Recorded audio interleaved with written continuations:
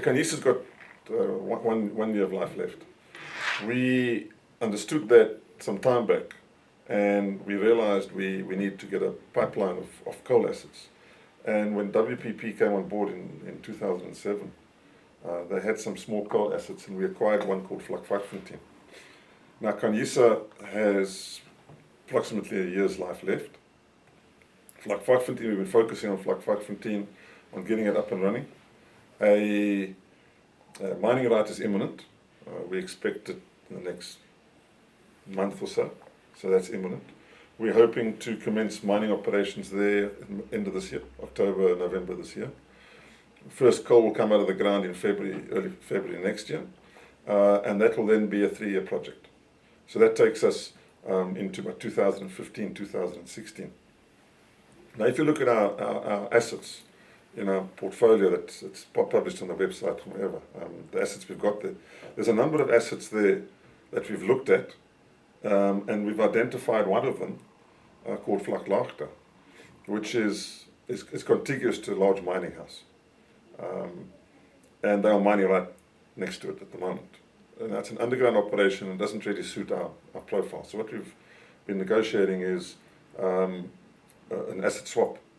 This Vlaklathe being swapped for a non-tier 1 asset from the mining house that's open castable, that fits our profile. Because they look primarily for export coal. It's got to be match export specs, which is 6,000 kilocal, RB1, etc., etc., etc. We don't do that. We're looking for coal that matches either Eskom specs or inland specs, which is not completely different to export, but it is a lower grade. So we've jointly identified this resource, and that's partly one of the cautionaries, so I can't get too much into it, but that's one of the resources we're looking at. Now that resource, the open castable resource, has an existing mining right. And why I'm telling you this is because of this perception of Pegasus. That is our next project. So in 2015, when the life of mine of Vlakvatfontein comes to an end, by then we would have hoped to have started mining this open castable asset. And that is a 12-year resource.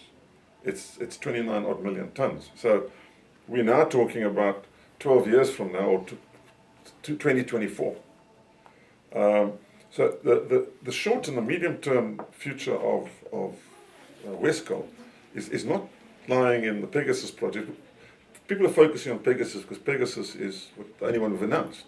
We haven't announced anything else. So Pegasus is not the be-all and end-all of Wescoal, definitely not. We have a pipeline of projects going forward. We will have a sustainability going up to 2024, if not further, quite quickly, without having to wait for a deal like Pegasus. Our long-term wish list, or goal, if you want to put it that way, is 4 million tons a year.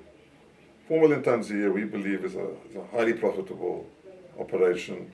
You're in a decent space, you've got maneuverability, you're lowering your risk profile. Remember, when you're small, you have a high risk profile. Okay, Eskom is not a risk profile. It's not a risk. Eskom pay you, they do whatever, but your eggs in one basket.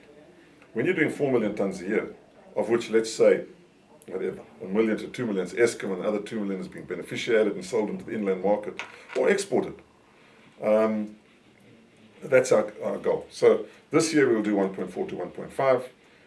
In our next financial year, we want to increase that substantially, and by the time 2013 comes along, we want to be closer to 2.4 million tons a year, escalating up to 4 million tons. That's our target. We're not going to stop at 4, but that's our short and medium-term goal, is to be 4 million tons. That's what we're looking at right now.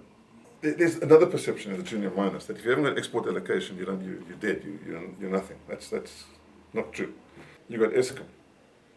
It's common knowledge Eskom are looking for coal. It's common knowledge they're burning 130 million tons of coal a year. That's without Kusile Medupi.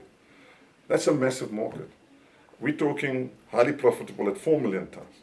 4 million tons into 130 is a nothing. So first of all, you've got Eskom inland. Secondly, you've got 16 million tons per year of high-grade coal being sold into your normal production environment, which is your brewing companies, your sugar industry, cement and lime, all the other various industries within South Africa. There's 16 million tons there and growing. So, and right, unless you're talking about the bad years of 2009 and 2010, the inland market has export pricing parity. For the simple reason, there's not enough coal to get out the bay. So they're not going to sell it cheaper inland if they can get it out of the bay. Simple. So you have export pricing parity. So why do you really have to have the export market? It's a nice to have. It's a nice to have because you're exposed to dollar earnings, and there's other advantages to it. But it's not the be all and end all to become a profitable mining company is to have an export allocation. We're looking at it without a doubt. Quattro comes up. If we can get some out of Quattro, happiness. But if we don't, certainly don't put a line through us. That's what I know.